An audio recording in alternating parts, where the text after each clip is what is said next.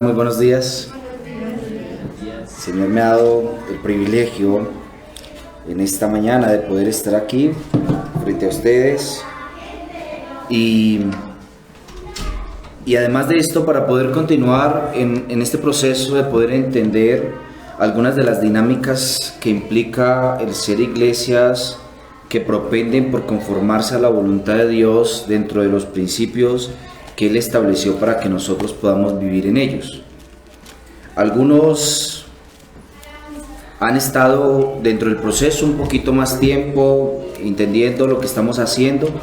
Estamos queriendo llevar con ustedes un proceso que les dé herramientas suficientes como para que ustedes puedan juzgar la manera adecuada de poder desarrollarnos como iglesias bíblicas y poder, además de eso, llegar al momento donde de manera colectiva ustedes puedan reconocer su pastor de una forma pública y oficial, y que de esa manera ustedes puedan ser conformados también dentro de esas mismas dinámicas de lo que implica ser una iglesia bíblica.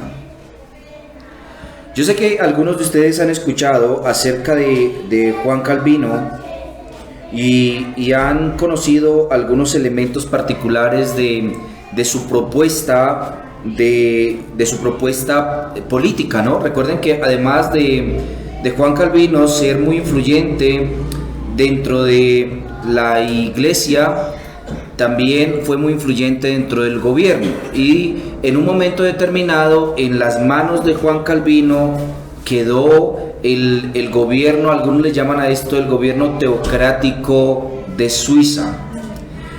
Realmente no era el gobierno teocrático de Suiza, sino solamente de Ginebra, durante un tiempo particular en donde Ginebra no tuvo un gobernante particular. Pasa con los diferentes estados dentro de Suiza, que en un tiempo muy temprano, ya en el siglo XVI, tenía un modelo de gobierno que, aunque pertenecía al compendio de países que eran influyentes o influenciados más bien por el Vaticano, sin embargo, ellos no tenían un gobierno unificado. Pasaba como en los Estados Unidos, habían diferentes estados en Suiza, y cada uno de los estados tenía su propio gobierno, su propia asamblea, y mayormente era un tipo de asamblea muy parecida a un tipo de gobierno congregacionalista. En este sentido, había una especie de burguesía en donde una serie de familias principales y personas principales tomaba decisiones por ese estado particularmente. Y hubo un momento dentro de esto cuando del gobierno sale la Iglesia Católica, que queda un vacío impresionante, no sabían cómo poder llenarlo, y Juan Calvino vino a tomar ese lugar particular y a definir algunas de las políticas del gobierno, en cómo ellos debían funcionar en cuanto a su gobierno civil. Por eso es que encontramos algunas historias en las que se acusa a Juan Calvino de diferentes cosas como esas y demás, pero algunos también llaman a Juan Calvino el padre de la democracia, el verdadero padre de la democracia. A decir verdad, Juan Calvino no es el verdadero padre de la democracia. No hay una forma de gobierno democrática, al menos en la manera en la que nosotros la conocemos, dentro de los planteamientos de Calvino, aunque él se apelaba por una división de esferas que más adelante en Holanda vino a tomar Abraham Kuyper como lo que conocemos como la soberanía de esferas. Es decir, que tu familia no puede ser gobernada por el presidente o por el pastor, ¿sí? Que la iglesia no puede ser gobernada por el presidente o por un padre de familia, ¿sí? O por alguien que quiera llevar el gobierno de su familia hasta la iglesia, o que el Estado no puede ser gobernado por la iglesia.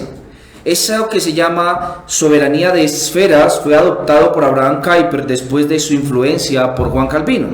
Sin embargo, tampoco es Abraham Kuyper el padre de la democracia. A decir verdad, la forma en la que la democracia se desarrolla, algunos se la achacan principalmente a Francia, el que primeramente, por medio de sus diferentes revoluciones en Francia, empieza a intentar adoptar un tipo o modelo de gobierno democrático en el que se invita a la gente a que participe en la elección de sus gobernantes, a que vaya y vote. Pero la verdad es que tampoco es Francia el padre de la democracia. La verdadera democracia inicialmente empieza a desarrollarse en los Estados Unidos después de su independencia. Ellos regeneran un cierto planteamiento distintivo a la forma en la que hasta el momento se contemplaba la democracia. Esa forma de planteamiento distintivo implicaba una convicción teológica en ellos muy fuerte. La convicción inicialmente era que todos los seres humanos están corruptos. Y a causa de que todos los seres humanos están corruptos, no puede dejársele el poder a ninguno. Por ende, lo que debe pasar al interior de los países es que deben haber hombres vigilando a hombres. ¿Y cómo se hace esto? Bueno, dividiendo el poder público en ramas distintas. Y allí es donde aparece por primera vez lo que se conoce como las ramas del poder, ¿sí? O la separación de poderes. Esa separación de poderes se divide entonces en la legislativa, la ejecutiva y la judicial, y una tiene la labor de vigilar a la otra. Pero esto salió de una convicción fuertísima que tenían los padres fundadores en los Estados Unidos acerca del pecado todavía presente en todos los hombres. La verdad es que una gran cantidad de pastores presbiterianos y algunos bautistas, incluyendo alguno que otro presidente abiertamente declarado como bautista, empieza a implementar esto en medio de la Constitución o de la Carta Magna de los Estados Unidos, y finalmente se implementa este modelo que luego viene a ser replicado por otros lugares en el mundo, como nosotros, por ejemplo, aunque más deficiente. Sin embargo, estas convicciones no vinieron a ellos de una especie de escenario brillante, no fue una idea brillantesca que se le ocurrió a alguien y dijo, wow, entonces vamos a hacerlo así para que no haya problema. No, ellos tomaron esto de algunos principios de la Escritura, de la forma en la que Dios, a través de su palabra, estipula la manera en la que las iglesias deben ser gobernadas. La iglesia, de alguna manera, entonces, es la primera organización o institución en implementar un estilo o modelo de gobierno democrático. Esto ya había ocurrido desde el siglo XVI en Inglaterra y luego se perfeccionó en los Estados Unidos y luego vino hasta nosotros. Esta forma quiere decir que Dios, a través de su palabra, ya había determinado una cierta característica en donde no había un gobierno absoluto, sino que había una especie de dos ramas del poder al interior de la iglesia. Uno, la asamblea de la iglesia, y otro, los ancianos. Y uno vigilaba al otro, para que a causa de la corrupción del pecado que impera todavía en nosotros, uno fuera veedor y vigilante del otro. Y esto es algo maravilloso de la forma en la que Dios establece la iglesia y la manera en la que Dios además regula que se gobierne la iglesia. Quiero invitarle a que vaya conmigo, por favor, a la primera carta de Pedro, en el capítulo número 5.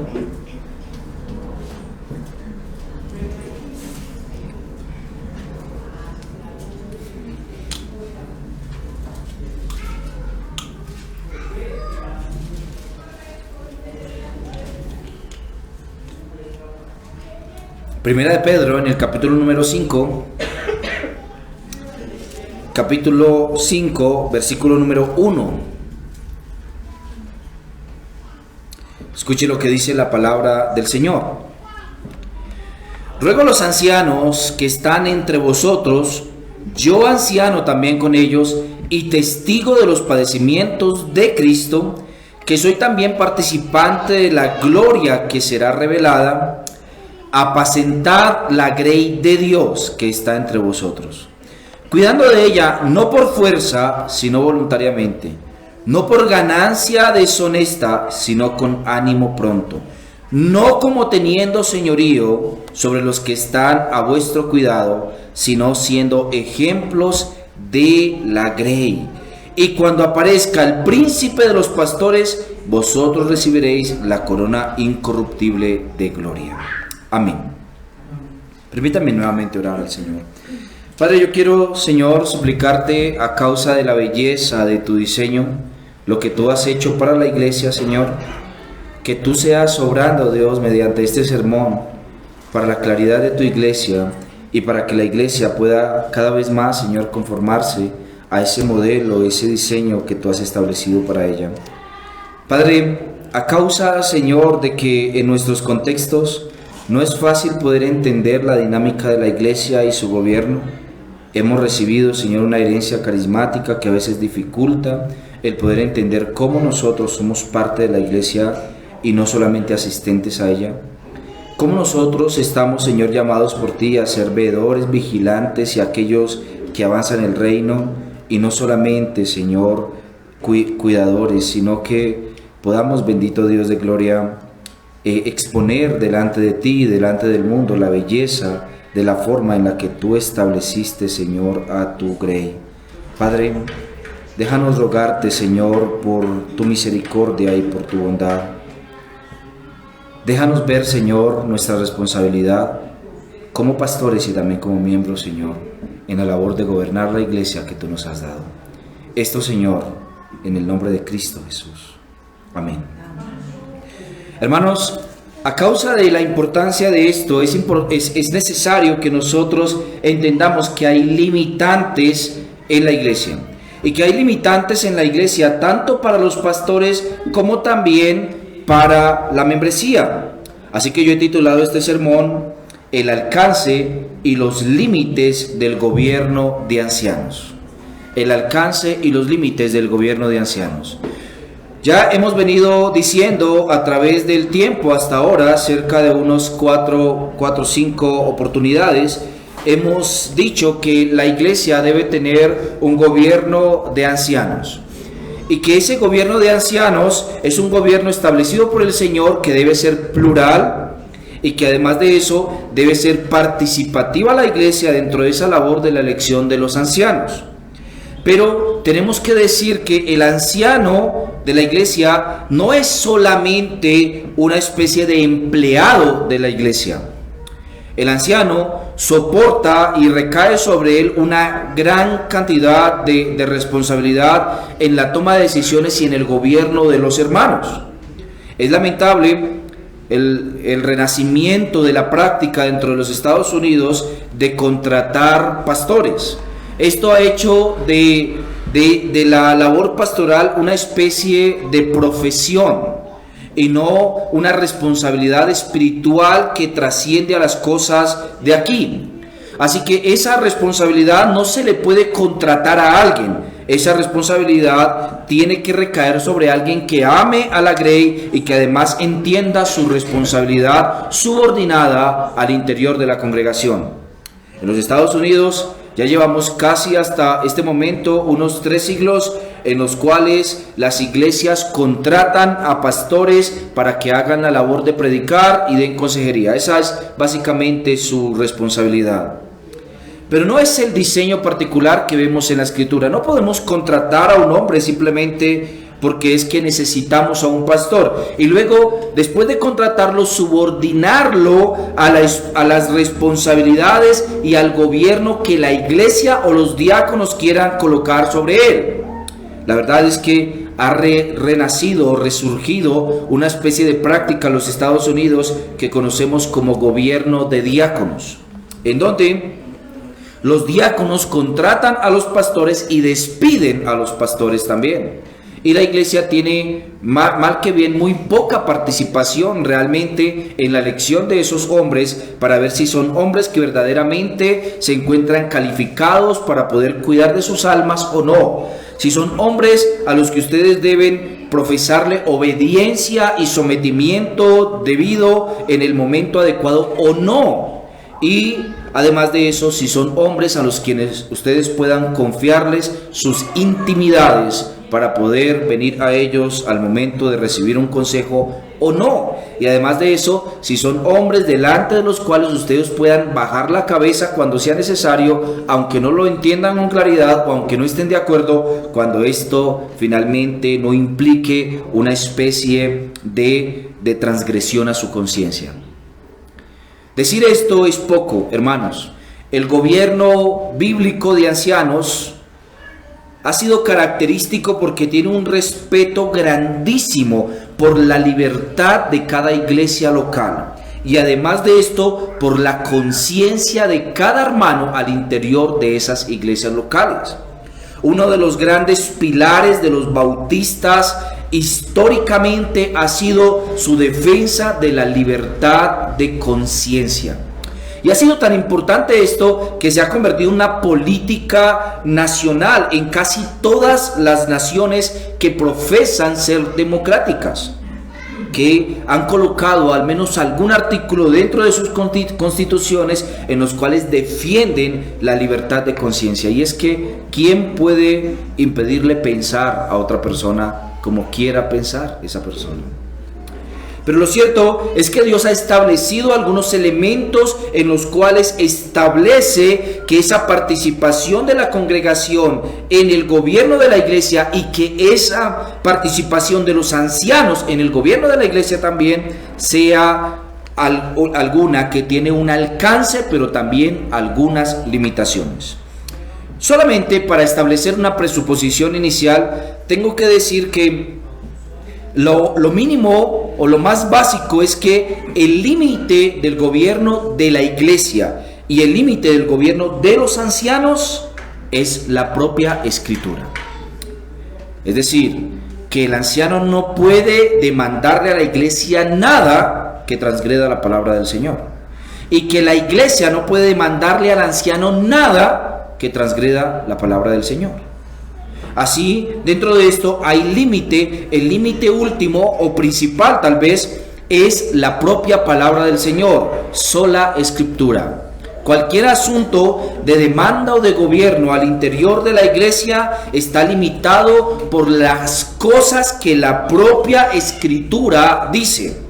Así que si la iglesia le pide algo a los ancianos, en los cuales ellos, a causa de su conciencia, ven que la escritura los cohíbe o les impide hacerlo, o que al menos algunos principios bien argumentados les dictaminan que esto no debería ocurrir, entonces la iglesia se encontrará limitada para esto. Pero también el anciano, que si está demandando él a la iglesia cosas que la escritura enseña o al menos limita a para efectuar, entonces la iglesia también se verá impedida para obedecer a los ancianos. Es decir, hay una especie aquí de vigilancia. Algunos le llaman a esto rendición de cuentas. Por eso algunos llaman el gobierno de ancianos como congregacionalismo de ancianos. O algunos le llaman una teocracia democrática, algunos más le llaman una burguesía congregacionalista. No importa el nombre que nosotros le podemos dar a esto, lo importante es que hay dos esferas del poder al interior de la iglesia local que permite un gobierno adecuado y vigilado al mismo tiempo de la iglesia local. Uno es la rama de los ancianos y otra es la rama de la iglesia como asamblea. Y en estas una vigila a la otra y no puede demandar a la otra que vaya más allá de lo que la escritura le demanda.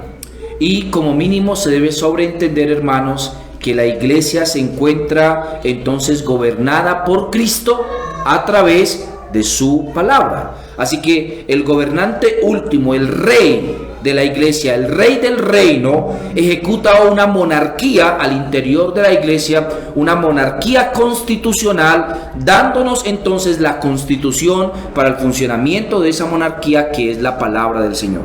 ¿Ustedes han escuchado alguna vez del gobierno de España? ¿Saben que el gobierno de España tiene un rey y una reina todavía hasta el día de hoy? Pero que es, además de eso, también una monarquía que tiene una especie de senado y de cámara. Entonces hay alguien que es el presidente de esa cámara y de ese senado, que es una figura parecida a lo que nosotros veríamos como el presidente, solamente que está subordinado a las leyes que dictamina el Estado, la monarquía de España. Ahora bien, porque usted lo debe saber, ¿no? España se encuentra realmente dividido entre dos, ¿no? El País Vasco, ¿cierto? Y Cataluña, ¿no? Dos partes, ¿no? Así que este hombre gobierna sobre esas partes, pero sin embargo hay una constitución que rige y dictamina las características cómo debe funcionar ese lugar. A diferencia de eso, aquí en la escritura hay un peso mayor que recae sobre la congregación, de la que recae sobre los representantes de esa congregación. Y no hay ninguna figura que sea una especie de principal, de primus inter pares o de primero entre iguales al interior de la iglesia, sino que son iguales. Los pastores son iguales y la asamblea reunida también es igual. Todos tienen la misma potestad y la misma capacidad para votar y para tomar sus decisiones. Así entonces, hermanos, al interior de la congregación, Cristo se encuentra gobernando a través de su palabra. Y las cosas a las que obedece la congregación antes que cualquier otra es a las cosas que Cristo a través de su palabra ha determinado. Así que cuando usted está leyendo la escritura, usted está leyendo el Nuevo Testamento, el Nuevo Pacto, usted está leyendo las cosas que allí dice, viendo las características y las demandas que hace el Nuevo Testamento para la iglesia.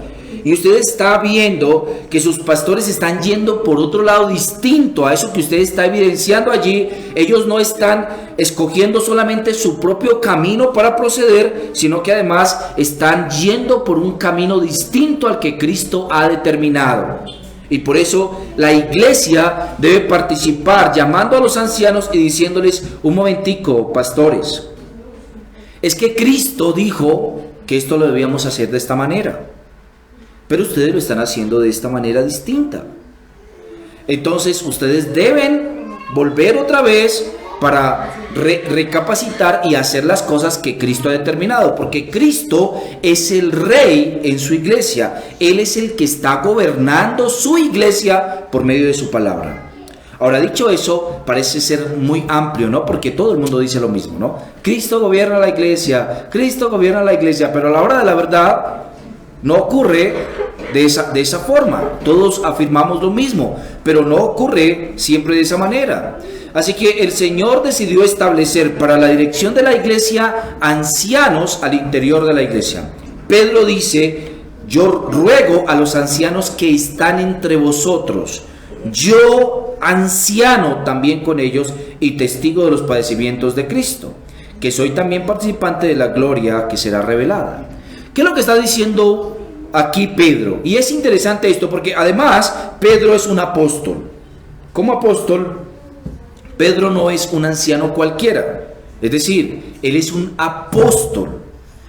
Cualquier cosa que diga Pedro es ley para la iglesia. Lo que sea que él diga es un reglamento al interior de cualquier iglesia. ¿Por qué? Porque es labor de los apóstoles colocar el fundamento de la iglesia sobre el cual la iglesia debe caminar. Porque los apóstoles son administradores de la gracia del evangelio. Eso significa que ellos son los que determinan las características sobre las cuales la iglesia debe funcionar y cómo la iglesia debe gobernarse. Por lo cual, cualquier determinación o cualquier decisión, cualquier orden que emitan los apóstoles es una ley para todos aquellos que vendrán después de ellos. Pablo dice: edificado sobre el fundamento de los apóstoles y profetas, siendo la principal piedra del ángulo Jesucristo mismo. Pablo también dice: nadie puede colocar otro fundamento del que ya está puesto. Los apóstoles son el fundamento, pero cada uno mire cómo sobreedifica. Así que cuando nosotros vemos este tipo de menciones, entendemos que los apóstoles no eran un cristiano común y corriente, sino que a ellos se les delegó la responsabilidad absoluta de que ellos estipularan las características sobre las cuales el reino, ahora la nueva humanidad, la iglesia de Cristo, compuesta por judíos y gentiles, debe comportarse, para mostrar que Dios ha eliminado o derrumbado la pared de separación y los ha conformado en un solo y nuevo pueblo, un reino espiritual. Por eso, cualquier cosa que digan los apóstoles es ley. Si él dice algo, así se tiene que hacer. Si Pablo dice: separe cada uno de lo suyo para que lo traiga el primer día de la semana, así es que tiene que hacerse, porque es que lo ha dicho el apóstol, ¿sí? No porque lo ha dicho un hermano cualquiera, no es un consejo, es una orden. Él ha dicho: cada vez que ustedes se congreguen el primer día de la semana. Cuando él ha dicho esto, ha puesto una orden, no ha establecido una posición. Él no dice, mi posición es que nos reunamos los domingos. No, él dice, ese es el día que se tienen que reunir, ¿sí? Él ha dicho, aquel que ha pecado, expúlsenlo o arrójenlo a Satanás para que se salve su alma. Él no dice, voten en la iglesia a ver si están de acuerdo en que sea expulsado o no. No, él dice, háganlo, ¿sí? Así que él establece órdenes. Él no establece posiciones, no es su postura. Es que la postura de Pablo es esto, pero la de Pedro es esta. No, no existe tal cosa. Ellos son el fundamento de la iglesia. Así que cualquier cosa que ellos digan es una ordenanza para la iglesia. Los apóstoles son regentes de la congregación. No así con los pastores o los que venimos después de ellos, los cuales no tomamos determinaciones de ese tipo y no decidimos cómo la iglesia funciona, sino que obedecemos a la forma en la que ellos, los apóstoles, decidieron que la iglesia debe funcionar. Pero Pedro, cuando está haciendo esta observación, él no está utilizando su autoridad apostólica, que la tiene, sino que él está hablando como un anciano más en medio de la congregación, mostrando que los ancianos son inter pares, es decir, son iguales entre ellos. Son iguales entre ellos. Así que no hay tal cosa entonces como una especie de subordinación, sino que hay una igualdad. Y él está hablando como un anciano cualquiera, como un pastor cualquiera. Él lo está diciendo, yo soy el apóstol Pedro, y yo les digo que deben actuar de esta manera. Él dice, yo soy el anciano tal, como un hermano que está preocupado por la grey, que tiene a su cuidado la grey. Y él está diciéndoles, entonces yo como un anciano, les ruego a ustedes ancianos también, como iguales. Y es algo maravilloso. Aquí, hermanos, esto parece mostrar a un Pedro distinto, ¿no? Del Pedro que cuentan los evangelios, ¿no? Pareciera mostrar a una especie de Pedro muy aplacado, muy sensato, muy pacífico, muy tranquilo, a esa caña cascada, ¿no? Ese Pedro impetuoso que se lanzaba a hacer las cosas, que era osado para decir, si yo tengo que morir por ti, yo muero por ti, ¿no? Y ahora es un hombre que está calmado, viéndose igual a los demás pastores y diciéndoles con un tipo de amor especial, con un tipo de amor pastoral, hermanos, la iglesia no es nuestra. La iglesia no es nuestra. La iglesia le pertenece a otro. Y nosotros hemos sido delegados al cuidado de esa iglesia. Así que usted tiene que tener cuidado de eso de esta manera en particular. Así entonces, cuando nosotros observamos esto, necesitamos recordar que los pastores son subordinados. Tal vez la palabra usada para esto podría ser subpastores o delegados o pastores delegados o ministros del nuevo pacto, como lo menciona Pablo. Estos son pastores ministros, es decir, son enviados por otro que es el verdadero regente, el verdadero gobernante, para que estos los representen en este lado de la eternidad, para que los representen en tanto que Él regresa por su iglesia. Entonces, los pastores no se autodenominan o llaman al ministerio, sino que los pastores son llamados por otro, por el príncipe de los ministros, por el príncipe de los pastores, para representarlo en la tierra en tanto que él no se encuentra acá. Por eso, hay algunas características particulares de los pastores que deben ser escuchadas y que la iglesia debe atender para obedecer a la voz de su gran pastor, de su príncipe de los pastores, para hacer como él determina. Es decir, yo como pastor no les digo a ustedes cuáles son los calificativos que tienen que ver para elegirme a mí o para elegir a otro. Él, el príncipe de los pastores, es el que les dice a ustedes cuáles son los distintivos que debe tener ese hombre que deben reconocer como pastor. Ahora, aquí hay una importancia entre diferenciar la palabra reconocer y la palabra llamar. Es distinto Ustedes no llaman a alguien al pastorado. Ustedes reconocen a alguien para el pastorado. El llamado lo hace Dios. El príncipe de los pastores llama a un hombre entre nosotros. Y él llama a ese hombre entre nosotros dándole características que nos permitan a los demás observar si él ha sido llamado por él o no ha sido llamado por él. Nosotros solamente reconocemos a aquel que Cristo ha llamado. ¿Y cómo lo reconocemos? Porque él dice, yo tengo el llamado pastoral. No, por eso no lo reconocemos. ¿Eso es bueno?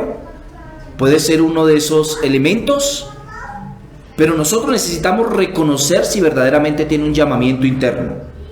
Y para nosotros reconocer si verdaderamente tiene un llamamiento interno, Cristo nos dio un listado de características que nos permitan identificar si verdaderamente Él tiene un llamado interno. El llamado externo lo hará la iglesia cuando ya lo reconozca, pero eso es externo. El llamamiento interno lo ha hecho Cristo al dotar y calificar a ese hombre particular con las cualidades necesarias para que venga y ejerza como pastor. Así que la iglesia, en este caso particular, es la absoluta responsable por reconocer o permitir que un hombre que sea llamado o no se encuentre desarrollando el ministerio pastoral. Así que el culpable de que un hombre que no está llamado para el pastorado se encuentra ejerciéndolo es la iglesia, porque el Señor le ha dado a la iglesia las características para poder identificar si Él, es decir, Cristo, si llamó a ese hombre o no. Y si hay dudas en que Cristo ha llamado a ese hombre o no, entonces la iglesia lo que debe hacer es esperar hasta que se encuentre segura de que ese hombre sí está llamado para el pastorado y que sí se encuentra lleno del Espíritu Santo para calificarlo para los diferentes oficios que requiere el ministerio pastoral. Así que a quien hay que culpar en medio de escenarios así es a la propia iglesia, obviamente, porque la iglesia tiene esta grandiosa responsabilidad delegada por Cristo, porque es Cristo el que le dice a la iglesia cuáles son estos calificativos. Ahora bien, además de esto, el Señor como príncipe de los pastores está siendo representado por ese hombre que está ejerciendo la labor pastoral. Es como si tú estuvieras acercándote al Señor. Y no estoy diciendo que ellos sean el Señor o que ellos estén... No, pero estos son ministros del nuevo pacto. Y como ministros del nuevo pacto, ellos representan y hablan como si el Señor estuviera hablando a la iglesia. Cuando usted está escuchando entonces que estos hombres predican la palabra a la iglesia, usted debe pensar que es vocero del Señor y que está hablando la palabra del Señor y que eso que está comunicando a la iglesia es lo que Cristo quiere comunicar a la iglesia. Así que es como si Cristo mismo se encontrara hablando. Por esto decimos siempre que la predicación es la palabra de Dios. No solamente es una palabra de Dios o no es alguna especie de imitación de la palabra de Dios. No es una palabra en menor escala o más degradada. La predicación fiel a la Escritura es la palabra de Dios hablada a la iglesia. Y cuando está predicándose la palabra, entonces es como si Cristo mismo estuviera hablando a la iglesia. Por eso esos hombres que son pastores en la congregación deben reflejar de la manera más fiel posible a Cristo. Por eso se espera que tengan esa dinámica particular. ¿Por qué? Porque estos son ministros que están haciendo la labor de representar a Cristo en tanto que Él, el pastor de las ovejas, el verdadero pastor, el príncipe de los pastores, no se encuentra con nosotros en el mundo. ¿Se da cuenta de la importancia de esto? No es algo tan pequeño. No es una decisión de, ¿tú qué vas a votar? Ah, yo voy a hacer esto. Ah, bueno, yo voy a hacer lo mismo que tú. No es algo como eso. Es una decisión consciente que observa las características particulares y reconoce esos hombres. Pero Además de esto, también es un llamamiento constante a la iglesia a estar expectante para observar a aquellos que Dios ha llamado al pastorado y reconocerlos. No menospreciarlos, sino reconocerlos. Si el llamamiento no proviene de la iglesia, sino de Cristo, entonces la iglesia debe estar expectante a ver en qué momento el Señor hace ese llamamiento a uno u otro hermano al interior de la iglesia. Quiero al Señor que sean muchos, porque va a ser muy beneficioso para la congregación siempre. Pero la iglesia está expectante. Eso debe pasar a la iglesia, sobre todo cuando la iglesia va aumentando en años. Tenemos que tener nuestros ojos puestos siempre en los hermanos que van creciendo, en los niños que van creciendo.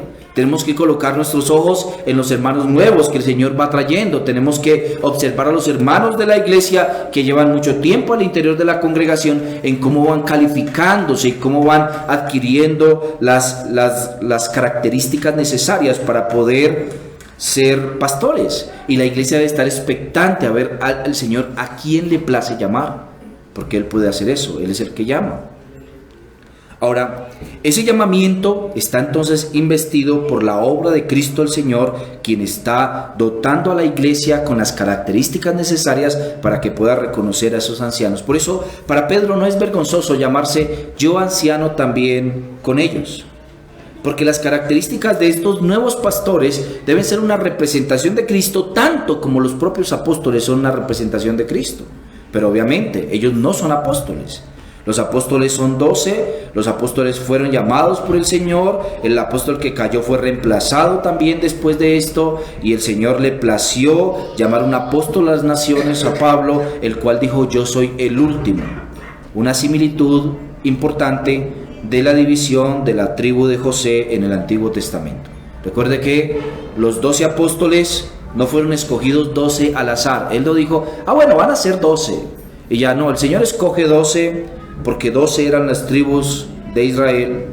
Y el establecimiento del nuevo pacto tenía que mostrarle a la gente que el Señor había reemplazado las 12 tribus de Israel por 12 apóstoles, mostrándole ahora que el nuevo pacto se había establecido, que el cumplimiento había llegado y que el Mesías ya había sido manifestado en la tierra. Así entonces, la tribu de José, recuerden que se dividió en dos, en Manasés y en Efraín, y así luego nosotros vemos una representación muy maravillosa en el Nuevo Testamento de lo que pasa con Pablo y con Matías. Pero es importante que nosotros sepamos, hermanos, que esta característica apostólica estableció para el cuidado de la iglesia algo que no era nuevo en Israel. Este fue el mismo término con el que se llamó en Israel también a los sacerdotes de Israel. Recuerde que los sacerdotes, el Señor los llama en muchas ocasiones pastores, y Él utiliza la palabra pastor en muchas ocasiones para hablar del líder levita que tenía que hacer el sacrificio por el pueblo. Estos pastores debían cuidar al pueblo de Israel para que el pueblo de Israel se mantuviera dentro de la ley del Señor, y esa es la labor del pastor también. La labor del pastor dentro del nuevo pacto es llamar constantemente a la iglesia para mantenerla dentro de esos elementos y características que implica ser un habitante del nuevo pacto.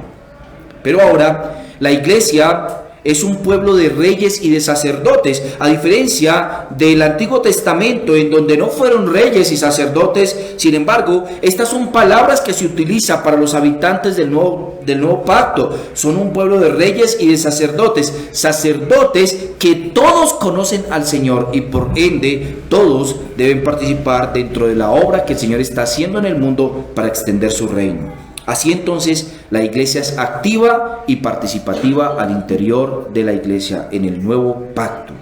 Por esto el Señor ha establecido algunas características particulares, y es interesante observarlo viendo las limitaciones que el propio Pedro está dando a los pastores, al menos limitaciones en su práctica, y lo hace con un montón de negaciones que es interesante nosotros poder observar.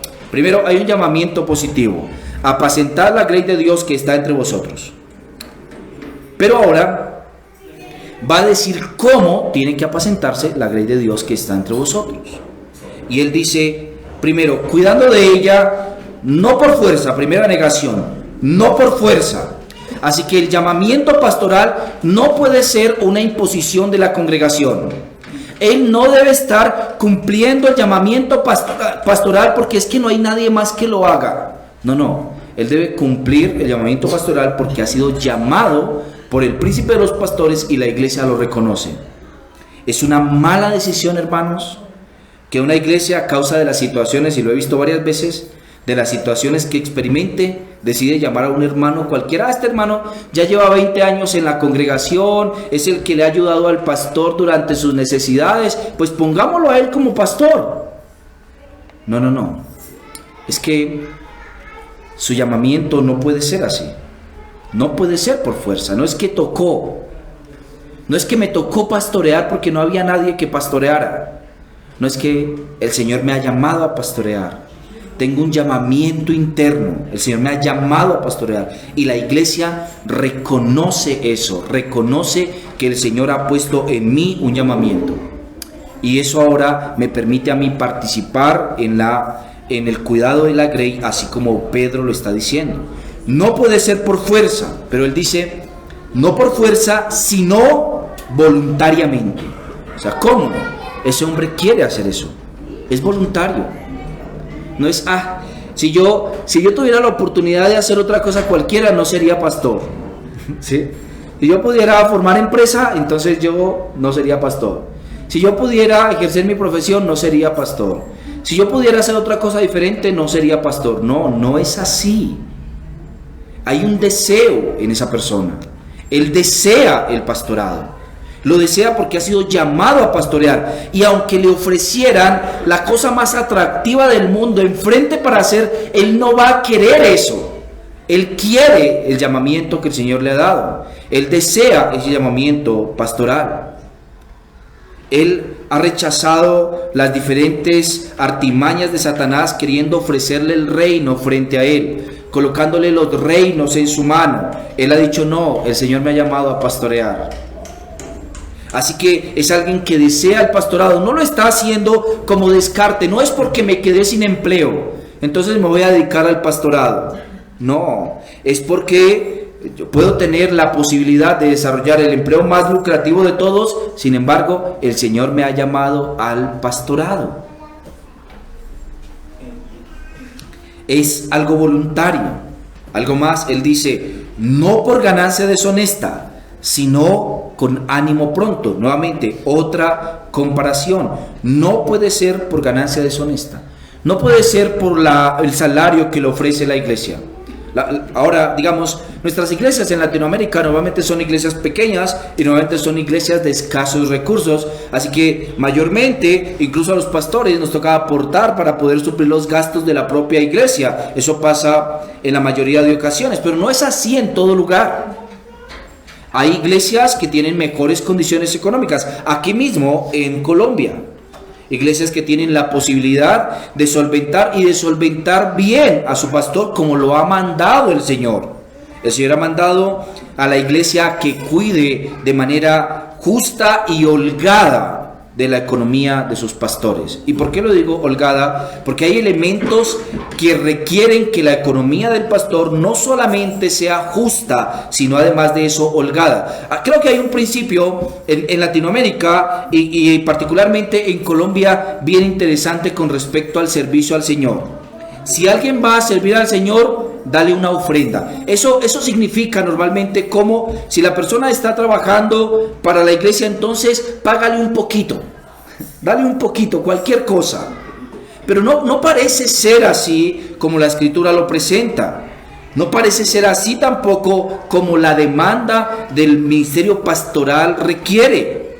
El Señor ha mandado algunas características pastorales que requieren que ese hombre no solamente tenga lo necesario para vivir, sino que además tenga lo necesario para poder cumplir con algunas de sus características como pastor. Por ejemplo, el poder tener cuidado de los demás, el poder ser hospedador.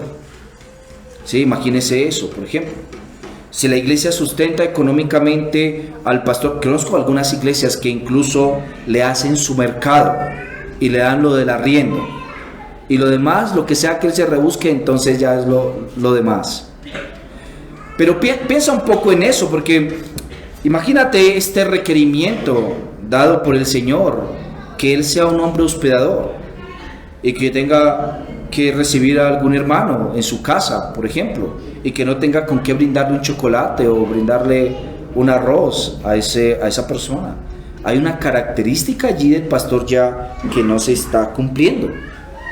El Señor ha mandado que este hombre pueda ser sustentado, pero su motivación no puede ser esa. Este hombre no puede estar motivado por esto, ¿ok?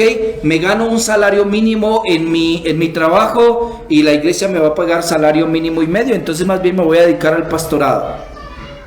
Yo no tengo muchas ganas, pero me va a ir mejor. No puede ser así. O sea, no puede ser, porque él está viendo en esto una forma más sencilla de poder ganarse su sustento. Esto no es nada sencillo, hermanos. El pastorado no es algo sencillo, y principalmente por las cargas emocionales que complica la labor pastoral propiamente. Pero sí, sin embargo, nosotros no escogemos el ministerio pastoral porque lo vemos como una salida a nuestro trabajo, sino que al contrario, lo que dice Pedro es que la forma en la que lo debe hacer este hombre es con ánimo pronto, es decir, que él debe hacerlo con deseo, con pasión, debe hacerlo porque está saliendo de él una especie de fuego que le llama al pastorado, que lo anhela, lo desea, que desea esto independiente de su economía. Puede ser en la iglesia más pobre de todas o puede ser en la iglesia más rica de todas. Esto no es lo que está colocando él en una característica, un motor para ese llamado, sino que lo que está colocando en él esa fuerza, ese anhelo, es exactamente que él tiene deseo de poder apacentar el pueblo del Señor. Él lo sabe, lo desea, él sabe que tiene los elementos para hacerlo, pero quiere también hacerlo. No es solamente una especie de, bueno, está bien, si ustedes quieren, entonces yo lo hago. Si ustedes no quieren, yo no lo hago. No, él está deseando hacerlo. Hermanos, yo quiero hacerlo, pero ustedes califíquenme. Ustedes miren si yo sí soy ese hombre llamado por el Señor para cumplir con esta labor, ¿no? Hacerlo de esa manera creo que a veces es una especie de intención solapada por ejercer tal vez algo para lo que no ha sido llamado. De estar intentando, bueno, hermanos, si ustedes quieren, y los hermanos dicen, no, pero él tiene esto, pero él tiene esto. Bueno, si ustedes lo dicen, yo lo hago. No, yo lo deseo de verdad. Yo quiero pastorear la iglesia del Señor, pero no depende solamente de mí. Depende de que ustedes reconozcan si verdaderamente yo tengo ese llamamiento. Pero además de esto, Pedro coloca otro elemento particular. Él dice que ese pastor debe ejercer la labor pastoral reconociendo claramente que la iglesia no es suya. La iglesia es de Cristo. Él dice, no como teniendo señorío sobre los que están a vuestro cuidado, sino con el ejemplo. La forma de pastorear la iglesia no es como siendo el gerente de la empresa. No puede ser así. De hecho, funciona diametralmente distinto el gobierno de la iglesia de lo que funciona el gobierno en una empresa o el gobierno secular. Porque cuando tú estás en medio de eso, la gente o rinde, o trabaja, y si no trabaja, pues no sirve para la empresa. Si es una persona que no sirve, es una persona conflictiva, es una persona que cada que se colocan los grupos de trabajo resulta discutiendo con los demás o inventando chismes o se queda esperando a que los demás hagan el trabajo por él. Pues ¿tú qué haces con ese empleado? Pues mijito, lo siento mucho, pero no serviste. Tienes que buscar trabajo en otra cosa, mira otra cosa que sea lo tuyo. Y tú dices, listo, ya está. Eso no pasa al interior de la congregación. Eso no lo hacemos al interior de la congregación. No podemos hacer esto. Aquí no sirve quien yo diga. Aquí sirve quien Dios ha puesto en su corazón eso y quien puede reconocerse por los demás para hacer las cosas. Tenemos que soportar al hermanito conflictivo. Sí, que cada que se pone en un grupo resulta con cosas y tú no sabes al último qué hacer con ese hermano. ¿Sí? Aquí no sirve la persona que es más pacífica y más pasiva. Bueno, si quieren que que yo lo haga, bueno, yo lo hago. No, y tú dices, no, pero es que ese no tiene iniciativa, no lo pongamos en nada. No, tú estás llamado por el Señor a administrar eso y a poder hacer cosas con esos hermanos a pesar de las luchas que eso implica. No es como una empresa, aquí no tienes tú señorío sobre las personas. Además de eso, porque ninguna de esas personas es tuya. No son tus ovejas, son las ovejas del Señor. Y como ovejas del Señor, es al Señor, quien es absolutamente soberano, al que le plació traerte a esa oveja en particular, la cual tú no sabes ni qué hacer con ella. Y tú no puedes decirle, mira, ¿sabes qué? ¿Por qué no te buscas otra iglesia donde irte? Tú no puedes hacer eso. Entonces tú necesitas saber que no son tus ovejas. Dice, no como teniendo señorío sobre los que están a vuestro cuidado. La iglesia no es nuestra, así que nuestros ataques de ira, como pastores, ¿no? Nuestros ataques de indignación, nuestro orgullo, tenemos que cogerlo, empaquetarlo bien empacadito y dejarlo allí en la vitrina, dejarlo allí en el estante y seguir adelante. ¿Por qué? Porque no son nuestras ovejas.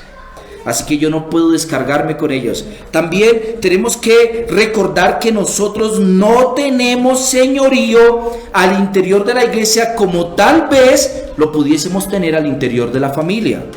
Tú eres el señor de tu casa. Eso significa que tú gobiernas tu casa, que tú ejerces las formas de la manera en la que tú crees que puedes hacerlo. Entonces, Dios no te ha determinado a cada detalle cómo tú tienes que hacer las cosas al interior de la casa. Si tú dejas que tus hijos salten en el mueble, o tú no los dejas, si los dejas jugar 2 horas de videojuegos, o solamente 15 minutos. No, eso lo puedes decidir tú, porque tú eres el padre de familia. Si comen verdura o si comen dulces, tú puedes hacer eso. Pero eso no pasa al interior de la Grey. Tú no tienes señorío al interior de la Grey. Lo tienes en tu casa. Si tú eres el presidente de la república, lo tienes en tu estado, dentro de la rama del poder que te compete. Pero tú no puedes hacer eso al interior de la iglesia, porque los pastores no tenemos señorío al interior de la iglesia. Somos subordinados del Señor para obedecer al Señor, al que sí tiene señorío sobre la iglesia, al que decide la forma en la que actúa o funcionan las cosas al interior de la congregación. Así, nosotros recordamos que no tenemos señorío, sino que la manera en la que gobernamos es con el ejemplo. He visto muchísimo en medio del carismatismo esto de manera muy, muy marcada. Los pastores se creen dueños de las ovejas y compiten por ellas, y compiten por ellas de una manera acalorada, incluso como que me estás robando mis ovejas, como que te las estás llevando para allá, o cosas como esas, que se creen dueños de las ovejas, que desde que tú entras a la iglesia siendo un niño espiritual, te meten en la cabeza que tú eres propiedad de esa congregación, y que si tú te sales, pierdes tu salvación, te vas en maldición, te vas en condenación. Pero nosotros no tenemos señorío sobre los que están a nuestro cuidado. El Señor de ellos es Cristo, y la forma en la que nosotros ejercemos nuestro liderazgo en la iglesia es con el ejemplo. Y esto, hermanos, es algo verdaderamente difícil. Es difícil, porque a ti te nombran como gerente en la empresa y ya está. O sea, tú eres el gerente, no importa. Tú haces lo que tú consideras que puedes hacer. Eso no pasa en la iglesia. Aquí tú tienes que ganarte la confianza de los hermanos, demostrarles que verdaderamente estás interesado en sus almas, que verdaderamente anhelas cuidar de ellos, que te esfuerzas realmente por prepararlos y por enseñarles para que dejen de ser niños espirituales, que estás dispuesto para un consejo, que estás dispuesto a compartir con ellos gran parte de su vida también. Y eso es diametralmente distinto, hermanos, a simplemente ser nombrado allí. Entonces, yo soy el pastor, así que yo decido. Hace algún tiempo, no mucho, voy a escuchar con mucho lamento la historia de un hermano cercano, pastor. Reunió a todos sus diáconos que estaban cuestionándole por su carácter, y les dijo, les sacó los estatutos de la iglesia y les dijo, aquí están. Los estatutos dicen que yo soy el pastor de esta iglesia. Al que no le guste, váyase. Wow, tú dices, wow. Pero el Señor dice, no como teniendo señoría de la grey, sino siendo ejemplo de ellos. Y eso implica una carga especial en ese reconocimiento particular de la iglesia. Como usted se da cuenta, aquí hay una especie de relación compartida en donde hay responsabilidades de parte y parte y límites también de parte y parte. ¿Cómo nosotros identificamos los límites que tiene el pastor y los límites que tiene la iglesia? Bueno, es interesante esto, pero cuando nosotros lo analizamos de manera un poco más amplia en la escritura, nos damos cuenta de que al menos de manera clara los pastores tenemos límites al interior de la congregación y también la iglesia tiene límites y uno vigila al otro y uno es veedor del otro. Como la iglesia está vigilando a los pastores están vigilando a la iglesia también. Y de esta manera, en esta especie de división de poderes, la iglesia se mantiene dentro de los límites establecidos por el Señor. ¿Cómo? Bueno, pensemos en los límites primeramente de los ancianos. La iglesia nos deja ver con claridad algunas cosas que son límites en uno y otro lugar. Por ejemplo, el límite del pastor tiene que ver con su propia autoproclamación. La iglesia es participante directa de esa forma en la que las personas son llamadas al ministerio pastoral. Así que él no puede autoproclamarse pastor. Él no levanta la mano y dice, bueno, si no hay pastor, yo puedo ser el pastor. No puede autoproclamarse pastor. Él es reconocido como pastor por los hermanos. ¿Sí? ¿Cómo se reconoce a él como pastor? Bueno, a través del sufragio común de la iglesia, por medio de un reconocimiento cuidadoso en el que la iglesia lo ha puesto en consideración y empieza a analizar si sí tiene esos elementos que el Señor dijo que tenía que tener para poder ser pastor de la congregación. Entonces no es un asunto de como, bueno, a mí me cae bien este hermano, ¿por qué no lo llamamos como pastor? No, es que tiene que ser un asunto de, ok, hermanos, yo siento que tengo el llamamiento pastoral. Creo que el Señor me ha llamado a pastorear la iglesia. ¿Listo, hermano? Está bien. Entonces vamos a ver si verdaderamente tienes las características que evidencian que tú eres llamado al ministerio pastoral. Y entonces la iglesia empieza a observar. Ya lo conocemos, ¿no? Primera de Timoteo, capítulo número 3, Tito, capítulo número 1, empezamos a observar a su familia, empezamos a observarle a él, su carácter, sus pasiones, lo que le gusta, lo que no, si es iracundo o no, sus relaciones con otros hermanos, ¿sí? Entonces no puede pasar algo así como, hermanos, yo tengo llamamiento pastoral, muy bien hermano, vamos a mirar, y él luego dice, hermanos, qué pena, pero esto es mi familia, aquí nadie se me mete en mi familia. Oh, bueno hermanos, pero eso significa que no eres llamado al pastorado, porque las puertas de tu vida tienen que estar abiertas para darnos cuenta si tú eres un digno representante de Cristo. Si no dejas que entremos a lo profundo de tu casa, entonces hermano, muy bien, eres un buen hermano de la iglesia, de pronto puedes servir en diferentes cosas, en los talentos que tienes, pero no puedes ser el pastor nuestro, ¿sí? Él no puede autoproclamarse pastor. La iglesia entonces allí tiene una responsabilidad, ¿no? Miren que a medida que nos damos cuenta cuál es la responsabilidad o el límite del pastor, nos damos cuenta cuál es la responsabilidad de la iglesia. Si el límite del pastor es autoproclamarse, él no se puede autoproclamar pastor, entonces la iglesia allí tiene la responsabilidad de reconocerle como pastor o no, ¿sí?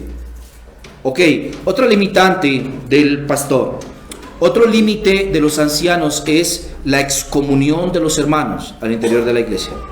Mateo capítulo número 18, Primera de Corintios capítulo número 5, hay una limitante. El pastor no puede excomulgar a nadie de la iglesia. De hecho, ni siquiera el apóstol lo hizo, ¿no? Él dice, reúnanse ustedes, mi espíritu juntamente con ustedes se reúne, o sea, yo estoy en ese mismo sentir que ustedes, y entonces expulsen a ese malvado, a ese perverso, dice él. Pero él no dice simplemente yo expulso a ese perverso. No, él no lo hace, aunque él tiene la autoridad apostólica. El pastor no puede sacar a nadie de la iglesia. Es un limitante suyo. ¿Por qué? Porque la congregación de la iglesia es la que deja de reconocer a esta persona como un miembro entre ellos, ¿sí? Entonces, note, si hay una limitante del pastor, entonces hay una responsabilidad de la iglesia. La iglesia tiene la responsabilidad o tiene la libertad para hacer cosas como esas. Sin embargo, y en este caso particular, ni el uno ni el otro tiene una responsabilidad tal que pueda tomar la decisión solo. Hay una participación activa de ambas partes dentro de esto. Hay una responsabilidad allá y una responsabilidad acá. Dios ha dado una forma particular de resolver el asunto. No es algo así como, este hermano ya me tiene cansado, este hermano de la iglesia. Hermano, más bien búsquese otra iglesia y váyase. No, pero es que esa no es una posibilidad del pastor. Él no puede hacer eso. Si el hermano ya me tiene cansado, ¿qué tengo que hacer yo? Pues ir a la iglesia, decirle, hermanitos, venga, quiero hablarles sobre esto a la asamblea, quiero hablarles sobre esta persona en particular. Mire, este hermano he estado luchando con esto, he intentado de esta manera, está pasando esto con él y no ha sido posible que el hermano lo entienda. Así que, hermanos, ustedes tienen que participar dentro de esto, ustedes tienen que hablar con el hermano también, ustedes tienen también que instar al hermano. Si el hermano no entiende, entonces ¿qué tiene que hacer la iglesia? Decir, no hermano, ya el pastor lo intentó, ya lo intentamos nosotros y él definitivamente no. Así que, ¿qué nos va a tocar hacer con él? Pues nos va a tocar decirle, hermanito, qué pena con usted. Bueno, hermanito no, porque tiene que ser ya por un proceso de excomunión, ¿cierto? Vamos a tener que decirle qué pena, pero usted no ha abandonado esto, usted no ha dejado esto, y esto es algo pecaminoso, esto es un pecado delante del Señor, y usted no lo ha reconocido, no se ha arrepentido, y si él todavía no se arrepiente, entonces dice la Escritura, tenle por gentil y publicano. Cuando hay un caso como esos, en los cuales hay una persona que tiene un pecado que ha estado en fragancia, ¿no? Cayó en fragancia al pecado y lo identificamos, todos lo conocemos el pecado. Entonces Pablo ni siquiera dice, ustedes tienen que reunirse y votar a ver quiénes votan porque lo excomulguemos y quiénes no votan porque lo excomulguemos. No, Pablo no dice eso, él dice excomúlguenlo. Es simplemente una orden. En el caso de 1 Corintios, cuando Pablo habla esto sobre este hombre que se encuentra en un pecado de adulterio con su madrastra. Así entonces, hermanos, nosotros vemos límites particulares a la función pastoral y hay responsabilidades directas también de la congregación. Cuando la iglesia está llamando a alguien a ejercer el pastorado, está llamando a ejercer el pastorado a alguien que los va a gobernar. Y eso es importante reconocerlo. Porque la gente a veces piensa con respecto al gobierno de la iglesia que es una especie de democracia pura. No, pero nosotros no somos un país, nosotros somos la iglesia de Cristo y no puede haber democracia pura en la iglesia de Cristo porque la iglesia de Cristo está siendo gobernada por Cristo. Lo que implica de entrada que es una monarquía y que Cristo es el rey de esa iglesia y que Él ha determinado cómo funciona esa iglesia. Así que no puede ser de entrada ni siquiera una democracia pura. ¿Por qué? Porque el pastor también tiene otra limitante. El pastor tiene la limitante y la iglesia también, y es la limitante de determinar qué cosas creer y qué cosas no creer. Aunque nosotros tenemos confesiones de fe que dicen lo que nosotros creemos, no podemos pensar ni por un solo momento que nosotros definimos la doctrina. Nosotros no definimos la doctrina. Cristo definió la doctrina. Lo que nosotros estamos diciendo con una confesión de fe es decir, esta es la doctrina que Cristo definió. Y de esa manera nosotros vamos a someternos a esa doctrina que Cristo definió. Pero nosotros no decimos, hermanos, ¿qué vamos a creer nosotros? ¿En la Trinidad o en uno solo? Nosotros de repente no nos reunimos a pensar acerca, vamos a ver, ¿qué vamos a creer nosotros? ¿Cristo es Dios o no es Dios? ¿Qué vamos a creer nosotros? ¿Vamos a creer en los dones o no vamos a creer en los dones? No, nosotros no podemos sentarnos a definir doctrina de esa manera. Es una limitante del pastor. Él puede venir y decir, esto es lo que Cristo definió sobre los dones. Y él va a tener que decir, hermanos, esto es lo que Cristo definió. Pero él no va a definir doctrina. Él está limitado para definir doctrina. Él tiene que someterse a las doctrinas establecidas por el Señor, y lo que tiene ahora el que hacer es reconocer cuál es esa doctrina y argumentar a la iglesia por qué esa es la doctrina correcta y por qué eso es lo que tiene que creer la iglesia. Ahora, la iglesia va a decir, bueno, esto sí es bíblico o no es bíblico. Esto que nos está diciendo si es un buen argumento o no es un buen argumento. Esto deberíamos hacerlo o no deberíamos hacerlo. Él no define. Otro asunto, por ejemplo, el papel de la mujer al interior de la iglesia. Él no dice, no, pero yo soy así que nosotros como iglesia lo que vamos a practicar es esto. Nosotros no vamos a tener problema con el pastorado femenino o la predicación de las mujeres. Y entonces la iglesia dice, listo, firmado y sellado, eso es lo que nosotros vamos a hacer. No, hermanos, no podemos hacer eso. Nosotros nos sometemos a la doctrina de Cristo, y de esa manera nosotros vamos a tener que someternos a lo que Cristo determinó, así no nos guste. A decir la verdad, yo creo que a la mayoría de todos los hombres de este siglo no nos gusta mucho algunas cosas. Si fuera por nosotros, estaríamos seguramente abiertos a cualquier cosa y seguramente obedeceríamos a los postulados del progresismo. Pero no somos nosotros, es Cristo el que lo definió. La gente a veces tiene problema con nosotros, dice, este pastor es un machista porque es que en esa iglesia las mujeres no pueden ser pastoras. No, el problema no es conmigo. O sea, vaya y solucione el problema con Cristo, porque es Cristo el que me dijo que lo hiciera. Si Él me hubiese dicho otra cosa, yo habría hecho otra cosa diferente. Si Él dice, bueno, la iglesia también puede tener pastoras, bueno, pues Él lo dijo, es Cristo, es su iglesia, es el que lo determina, pero no es con uno el problema. Entonces, nosotros tampoco tenemos libertad para definir doctrinas al interior de la iglesia. El pastor está limitado también para eso, está limitado para autoproclamarse pastor, está limitado además de eso también para excomulgar a alguien de la iglesia, está limitado para definir doctrina al interior de la congregación, y está limitado también para que sus planes como los piensa se desarrollen al interior de la iglesia. ¿Qué tiene que haber aquí? Un equilibrio de poderes. De tal manera que, por ejemplo, yo tengo una buena idea para la iglesia. Esto no riñe con la escritura, esto no riñe con nuestras visiones confesionales, pero la forma en la que la iglesia lo viene haciendo es de esta manera. Yo creo que deberíamos hacerlo de esta mejor. Así que, ¿qué tengo que hacer yo? ¿Implementarlo? ¿Vamos a hacer estos cambios en la iglesia? No, un momentico. Porque la iglesia tiene un equilibrio de poderes, en tanto que Cristo, el Rey de la iglesia, todavía no se encuentra con nosotros físicamente. Así que mientras tanto, bueno, pastor, qué bueno que tengas eso. Ahora, ven a la iglesia, reúne a la asamblea y dinos qué es lo que tú quieres hacer, por qué quieres hacerlo. Y hermanos, eso es una tarea supremamente humillante y maravillosa. Y yo ya llevo 10 años ejerciendo el pastorado, y empecé a ejercer el pastorado a los 23 años, iba a cumplir 24 años. Así que ustedes se imaginarán lo que eso implica. Y además, ejercer el pastorado en una iglesia que el 80% de los hermanos tenía más de 60 años, yo creo.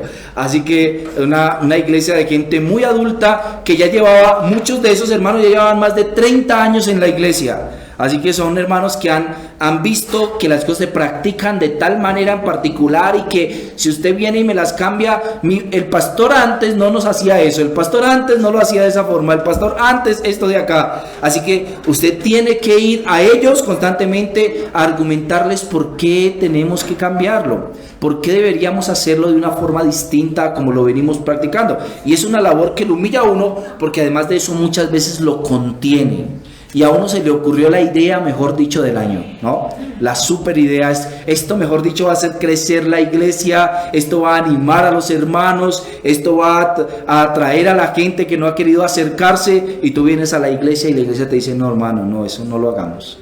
Y tú dices, pero ¿por qué no podemos hacerlo, no? Nos pasó hace unos años que una iglesia aquí en la parte, en la montaña, en los Alpes, una iglesia de discípulos de Cristo, estaba enfrentando una situación particular de su pastor. Se iba a ir del país y él quería poder dejar la iglesia, pero no había con quién dejar la iglesia. Así que nos llamó a nosotros y nos dijo: hermanos, vengan, por favor, háganse cargo de esta iglesia. Y nosotros súper animados, ¿no? Vámonos hasta allá, conozcamos a los hermanos, hagamos actividades con ellos, y nosotros súper animados. Y cuando llevamos esto a la asamblea dijo: no, hermanos, no es el tiempo todavía para ponernos a hacer eso, no podemos hacernos cargo de esa iglesia, tenemos otras responsabilidades, no podemos hacerlo. Y nos aterrizaron, ¿no? Y quedamos con el pastor Michael, quedamos como: oiga, pero ¿qué le pasa a la iglesia? O sea, ¿cómo es que nos dicen que no? ¿Cómo es que no están de acuerdo con nosotros? Y luego, al cabo de unos 2 meses, nosotros estábamos diciendo: gracias a Dios y no nos metimos en ese trabajo, gracias a Dios y no lo hicimos. Entonces, ese equilibrio de poderes nos ayuda muchísimo en esta labor, hermanos, de poder identificar los límites que tenemos como ancianos y los límites que tiene la iglesia. Ahora, déjenme brevemente mencionarles los límites de la congregación, porque he dicho los límites de los ancianos, pero tengo que decir los límites de la congregación. Además de que la iglesia tiene gran libertad, porque el Señor le ha dado libertad a la asamblea de la iglesia, esa libertad no puede sobrepasar los límites que Dios también le estableció a la iglesia. Por ejemplo, esta iglesia no puede sobrepasar los límites de la investidura pastoral del anciano. Eso significa que aunque la iglesia participa dentro de las decisiones de la congregación, la iglesia no es rectora en asuntos particulares en los cuales el anciano tiene la responsabilidad de ser vigilante. Por ejemplo, la iglesia no puede regir la doctrina particular que el anciano debe seguir. Es decir, ella no puede determinarle eso al anciano. La iglesia no puede venir a decirle: pastor, nosotros hemos decidido que ahora en esta iglesia vamos a creer esto de acá. No, un momentico. O sea, ustedes pueden decidir eso si quieren, pero si ustedes están yendo en contravía de la palabra del Señor, entonces lo que yo voy a decir es: chao, hermanitos, qué pena con ustedes, chao. Pero si ustedes hacen eso, yo voy a dejar de creer que esta es una iglesia de Cristo, así que yo me voy a ir. Legítimamente voy a abandonarlos. ¿Por qué? Porque están siguiendo una doctrina que entiendo que no es adecuado, o como Pablo le llama, una doctrina de demonios, ¿sí? La iglesia no puede transgredir las convicciones del pastor. Este ha sido llamado por el Señor a ser vigilante de las características del pacto. Y como vigilante de las características del pacto, él debe regir las características del pacto para instruir también a la iglesia. Así como el pastor no puede determinar doctrina, la iglesia sola tampoco puede determinar doctrina. Y no puede determinar entonces cuáles son las cosas que dentro de la conciencia de sus ancianos ellos se encuentran entendiendo por la escritura. La iglesia, además de esto, no puede tampoco determinar algunos asuntos familiares del pastor. Aunque las puertas de la casa del pastor está abierta para que la iglesia observe en ella cada vez que lo requiera y lo vea necesario, sin embargo, la iglesia no puede determinar las decisiones de la casa del pastor. La soberanía de esferas está recluida a la iglesia. Yo recuerdo que algunos hermanos estaban llamándome a asamblea para que definiéramos el nombre de mi hija cuando estaba en el embarazo. No, usted no puede tomar esa decisión así, me decían algunos. Yo entiendo que lo hacían de forma jocosa, pero no sé hasta qué punto ellos realmente estarían pensando que yo iba a someter a asamblea o a la decisión de los hermanos, cosas como esas, ¿sí? La iglesia no puede determinarle la dieta a su pastor. La iglesia lo puede llamar a bajar de peso si lo ve muy gordo, ¿no? Y le puede decir: hermano, esto es porque tiene que tener cuidado de su cuerpo, porque usted necesita dar testimonio de dominio propio, porque usted necesita cuidar su corazón, necesitamos un pastor para más tiempo. Puede hacer eso, pero no puede definírselo. O sea que no puede llegar y decirle: hermana, aquí le traigo la lista de las cosas que tiene que comprar para darle al pastor. No, eso no puede hacer eso, porque esa no es la esfera de la iglesia. Ella tiene un limitante particular y es la esfera de lo que implica a lo que requiere o lo que demanda la congregación. La iglesia no puede, además de eso, desconocer la autoridad y el gobierno del pastor. De tal manera que la iglesia pueda de pronto reunirse por allá. Es que estoy invitando a un par de hermanos para que hablemos sobre un tema porque el pastor no quiere que lo hagamos de esa manera. Eso no solamente es deshonesto, sino que además es contrario a la Escritura. Si hay algún hermano que tenga alguna situación como esa, debe traerlo a la asamblea de la congregación para que la asamblea de la congregación hable sobre el tema. Otra forma de hacerlo es algo, hermanos, contrario al Señor. La iglesia tampoco, hermanos, puede transgredir la conciencia del pastor en sus características pastorales. Es decir, que si hay alguien al interior de la iglesia que esté recibiendo un trato particular del pastor, la iglesia no puede excomulgarle por eso. Supongamos, hermanos, solo déjenme colocarles el ejemplo, sé que probablemente no aplique para acá este ejemplo y por eso lo puedo traer. Y supongamos que hay alguien dentro de la asamblea de la iglesia que está teniendo problemas con su sexualidad y está viendo pornografía homosexual, por ejemplo. Y alguno de ustedes se dio cuenta y entonces lo trajo a la asamblea y dice, lo que tenemos que hacer es excomulgarlo. Pero el pastor ya lleva un proceso con ese hombre. Usted no lo sabe. El pastor ya lleva un proceso con él y él ya viene hablando con él y está tratando este asunto particular con este hombre. La iglesia no puede transgredir eso simplemente tomando una determinación. Esto excomulguémoslo. No, pastor, pero es que yo lo vi con esto, así que debemos ya sacarlo. Hermanos, tenemos su proceso, según dice la Escritura. La iglesia no puede transgredir ese ejercicio pastoral. Ahora, la iglesia, además de esto, también se encuentra limitada para algunos asuntos que tienen que ver con la forma de planear la congregación. La iglesia puede aportar cosas, pero la iglesia no determina el destino. Esto lo digo principalmente en los escenarios en donde mayormente los diáconos parece que quieren determinar la línea de vida de la iglesia.